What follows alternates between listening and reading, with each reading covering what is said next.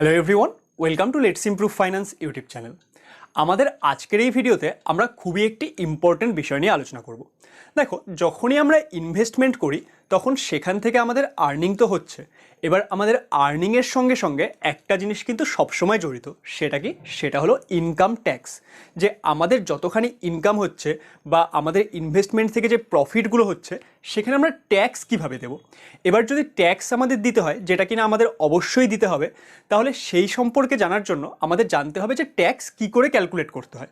এবার আমাদের আজকের এই ভিডিওতে আমরা বুঝবো যে মিউচুয়াল ফান্ডের ওপর আমাদের কী করে ট্যাক্স কাজ করে এবং সেগুলো আমাদের কী করে ক্যালকুলেট করতে হয়, সেগুলো আমাদের কী করেই বা দিতে হয়। অর্থাৎ আমরা যে ট্যাক্স দেবো সেটা কি মিউচুয়াল ফান্ড কোম্পানি নিজে নিজেই কেটে নেয়, নাকি আমাদের আলাদা করে ট্যাক্স ভরতে হয়, এই সব বিষয় সম্পর্কে কিন্তু আজকের এই ভিডিওতে আমরা আলোচনা করব।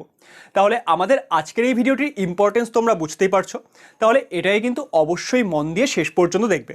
যদি প্রথমবার আমাদের চ্যানেলে এসে থাকো তাহলে আমাদের চ্যানেল লেটস ইমপ্রুভ ফাইন্যান্সকে অবশ্যই সাবস্ক্রাইব করে নেবে, কারণ এখানে আমরা এইরকম বিভিন্ন ইনফরমেটিভ এবং ফাইন্যান্সিয়াল নলেজ সংক্রান্ত ভিডিও একদম ইজিভাবে তৈরি করার চেষ্টা করি। আর ভিডিওটি দেখার পর যদি ভালো লাগে সেটাই কিন্তু অবশ্যই লাইক করবে। তাহলে চলো শুরু করা যাক। তাহলে আজকের যে আমাদের এই ভিডিও, তার মেইন টপিক কি? তার মেইন টপিক হলো ট্যাক্স অন মিউচুয়াল ফান্ড, তাই তো? তাহলে আমরা ট্যাক্স অন মিউচুয়াল ফান্ড এই বিষয়টি নিয়ে আজকে আমরা আলোচনা করব।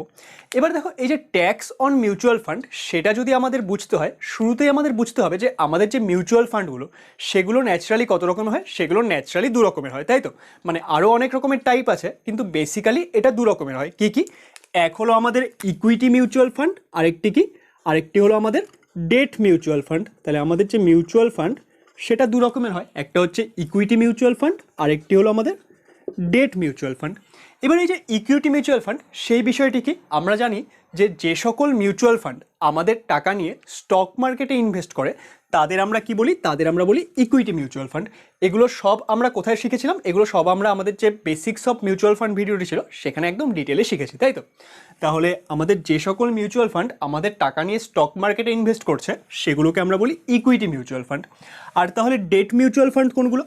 যে সকল মিউচুয়াল ফান্ড আমাদের টাকা নিয়ে সেগুলো বিভিন্ন বন্ডে, ডিবেঞ্চারে ইনভেস্ট করছে সেগুলোকে আমরা কি বলি? সেগুলোকে আমরা বলি ডেট মিউচুয়াল ফান্ড। এবার এই যে ইকুইটি মিউচুয়াল ফান্ড আর ডেট মিউচুয়াল ফান্ড, এদের দুজনের ক্ষেত্রে যে আমাদের এই ট্যাক্সের ক্যালকুলেশন এবং ট্যাক্সের ফাইল করা সেটা কিন্তু ডিফারেন্ট। তাহলে আমাদেরকে দুটা সম্পর্কেই শিখতে হবে। কিন্তু ন্যাচারালি যেহেতু আমরা সবাই এই ইকুইটি মিউচুয়াল ফান্ডেই বেশি ইনভেস্ট করি, আমাদের আজকের এই ভিডিওতে আমরা এই ইকুইটি মিউচুয়াল ফান্ডে কীভাবে ট্যাক্স দিতে হয় বা এর ক্ষেত্রে কীভাবে ট্যাক্স ক্যালকুলেট করতে হয় সেটা নিয়ে আলোচনা করব। এবং এরপর ফার্দার কোনো একটি ভিডিওতে আমরা এই ডেট মিউচুয়াল ফান্ডগুলোর ট্যাক্স কীভাবে হয় সেটা নিয়ে আলোচনা করব।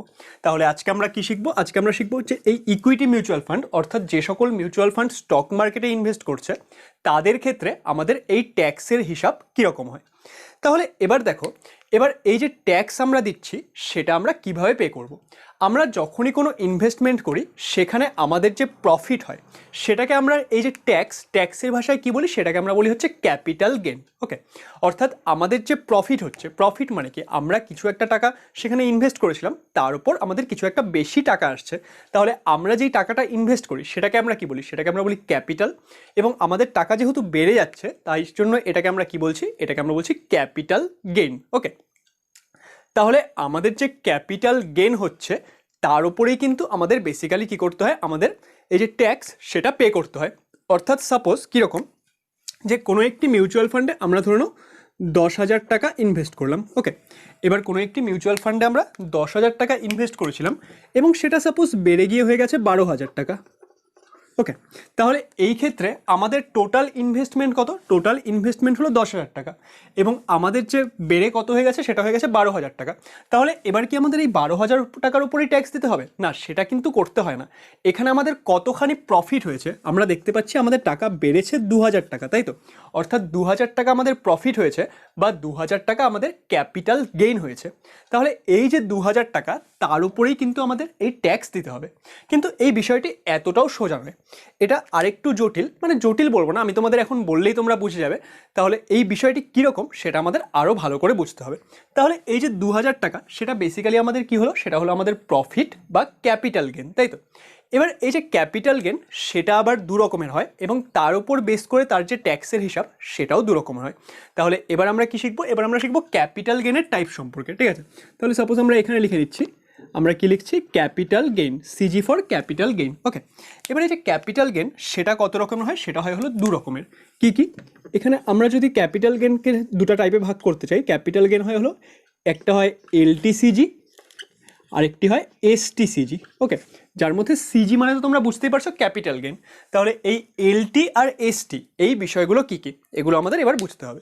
তাহলে দেখো শুরুতে আমরা বলছি এই এসটিসিজি। ওকে, এসটিসিজি মানে কি, সাপোজ আমরা কোনো একটি জায়গায় ইনভেস্টমেন্ট করলাম, আমরা কোনো একটি মিউচুয়াল ফান্ডে ইনভেস্টমেন্ট করলাম এবং ইনভেস্টমেন্ট করার পর সেই যে আমাদের ইনভেস্টমেন্টের টাকা, ধরুন আমরা এসআইপি করেছি বা আমরা একবারে কিছু টাকা ইনভেস্ট করেছি, এবার আমাদের যে ইনভেস্টেড টাকা সেটা যদি আমরা 1 বছরের আগেই বের করে নিই এবং সেই ক্ষেত্রে যদি আমাদের ক্যাপিটাল গেইন হয়, অর্থাৎ সেই ক্ষেত্রে যদি আমাদের প্রফিট হয়, তাহলে সেটাকে আমরা কি বলবো, সেটাকে আমরা বলবো এসটিসিজি বা শর্ট টার্ম ক্যাপিটাল গেইন।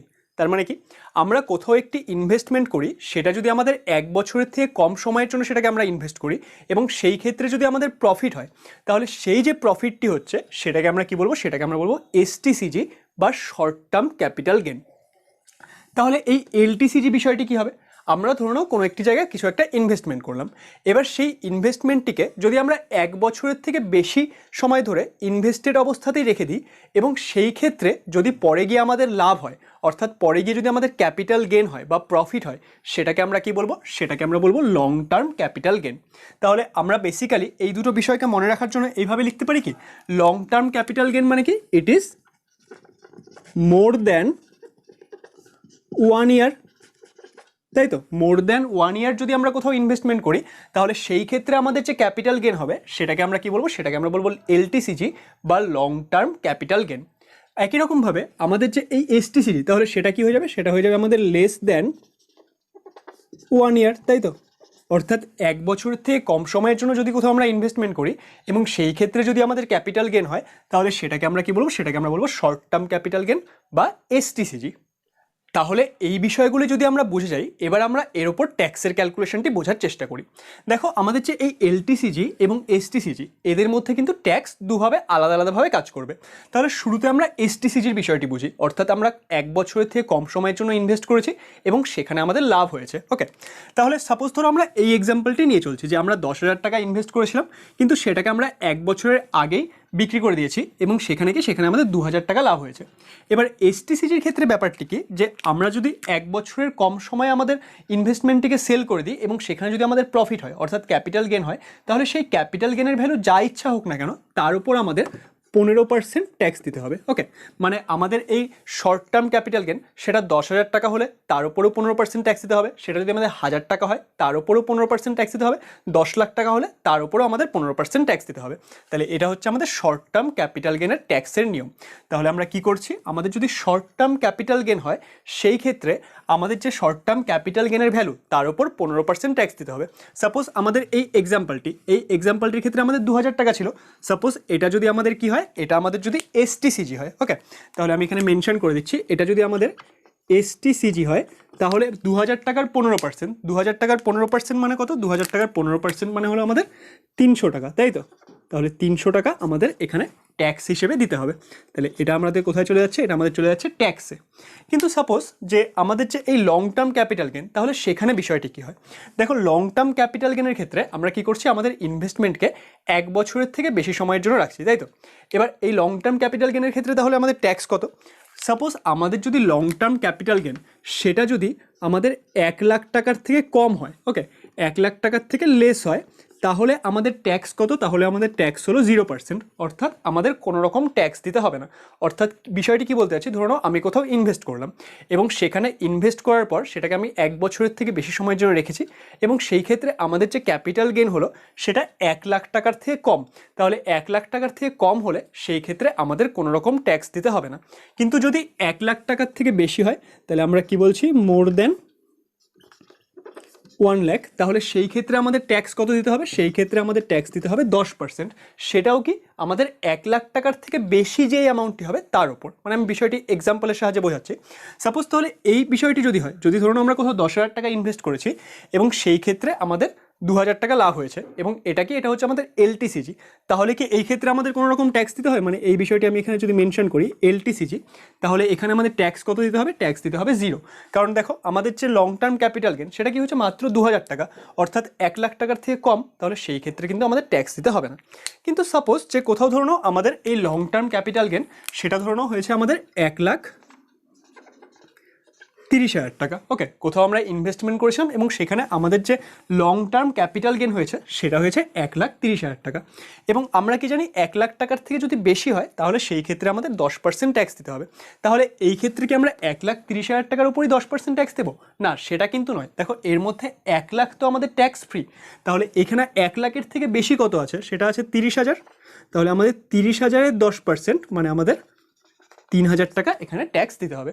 তাহলে এখান থেকে তোমরা কি বুঝতে পারছো যে আমাদের যদি ট্যাক্স সেভ করতে হয় তাহলে কিন্তু আমাদের এই লং টার্ম ক্যাপিটাল গেনের ক্ষেত্রে যাওয়াই ভালো, অর্থাৎ আমাদের যে ইনভেস্টমেন্ট সেটাকে আমরা আরও বেশি সময়ের জন্য করতে হবে।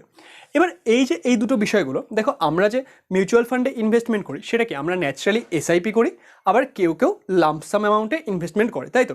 তাহলে এই এসআইপি এবং লাম্পসাম অ্যামাউন্ট এদের ক্ষেত্রে এই ট্যাক্সগুলো কী করে ক্যালকুলেট হয় সেই বিষয়টি চলো আমরা একবার বুঝে নেওয়ার চেষ্টা করি। তাহলে আমি এক কাজ করছি, আমি এই বিষয়গুলো মুছে দিচ্ছি আর আমাদের এই যে মডেলটি সেটা থাক, কারণ সেখান থেকে আমরা দেখে দেখে বুঝতে পারবো। তাহলে এখানে কি হচ্ছে আমরা এবার দেখবো যে আমরা যদি কোথাও এসআইপি করি বা আমরা যদি কোথাও লাম্পসাম ইনভেস্টমেন্ট করি তাহলে সেই ক্ষেত্রে আমাদের এই এলটিসিজি এবং এসটিসিজি কী করে ক্যালকুলেট হবে। সাপোজ আমরা কি করছি, আমরা শুরুতে লাম্পসামের বিষয়টি দেখছি, কারণ এখানে আমরা একবারে ইনভেস্টমেন্ট করবো, সেই জন্য আমাদের ক্যালকুলেশনের সুবিধা হবে।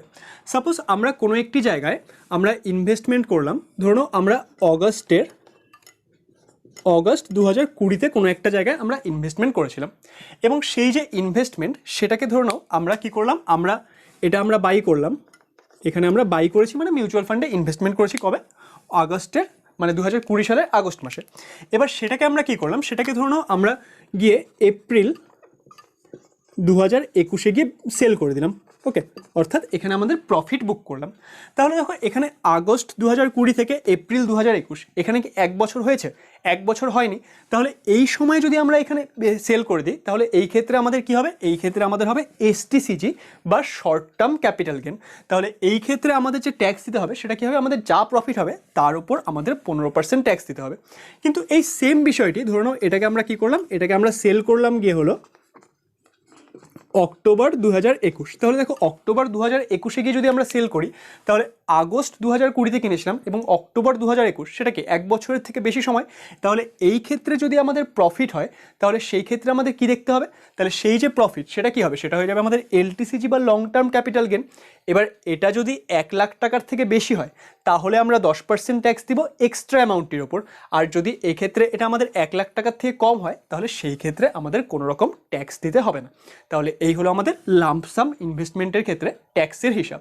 কিন্তু যদি আমরা এসআইপি করি তাহলে এসআইপির ক্ষেত্রে তো আমরা প্রত্যেক মাসে টাকা অ্যাড করছি, তাই না? তাহলে সেই ক্ষেত্রে আমাদের বিষয়টি কি হবে চলো এবার আমরা দেখে নিই। তাহলে এবার আমরা কি করব? এবার আমরা এসআইপির ক্ষেত্রে এই ট্যাক্সের হিসাবটি বোঝার চেষ্টা করব। তাহলে এবার আমরা কি করছি? এবার আমরা করছি এসআইপি।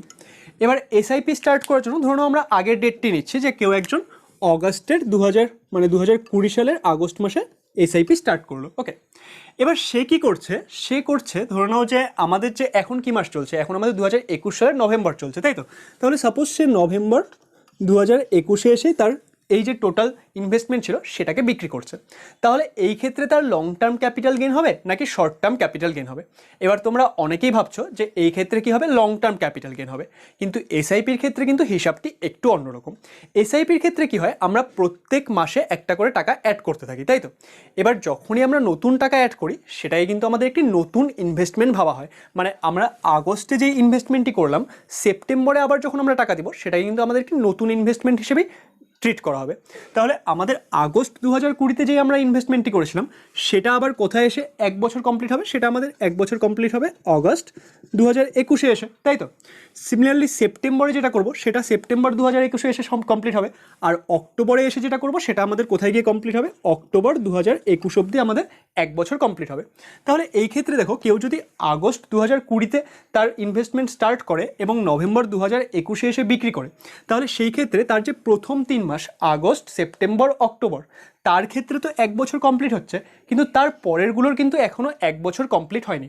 তাহলে সেই 3 মাসের যে ইনভেস্টমেন্ট তার ওপর যে প্রফিট হবে সেটা কি হয়ে যাবে, সেটা হয়ে যাবে লং টার্ম ক্যাপিটাল গেন। কিন্তু বাকি যে মাসগুলো আছে সেই ক্ষেত্রে যে ইনভেস্টমেন্ট সেটা কিন্তু আমাদের কিসের মধ্যে আসবে, সেটা আসবে আমাদের শর্ট টার্ম ক্যাপিটাল গেনের মধ্যে। তাহলে এইভাবে কিন্তু আমরা এসআইপির ক্ষেত্রে এই যে আমাদের ট্যাক্সের হিসাব সেটা করে থাকি। তাহলে আমাদের আজকের এই ভিডিওতে আমরা ইকুইটি মিউচুয়াল ফান্ডের ক্ষেত্রে কিভাবে ট্যাক্স হিসাব করতে হয় সেটা নিয়ে আলোচনা করলাম। এরপর আমাদের কোনো একটি ভিডিওতে আমরা ডেট মিউচুয়াল ফান্ডের ক্ষেত্রে কী করে ট্যাক্স হিসাব করতে হয় সেটা নিয়ে আলোচনা করব। আমাদের আজকের এই ভিডিওটি ভালো লাগলে অবশ্যই এটাকে লাইক করবে এবং এইরকম আরও অন্যান্য ভিডিওস দেখার জন্য আমাদের চ্যানেলটিকে অবশ্যই সাবস্ক্রাইব করবে। Thank you for watching.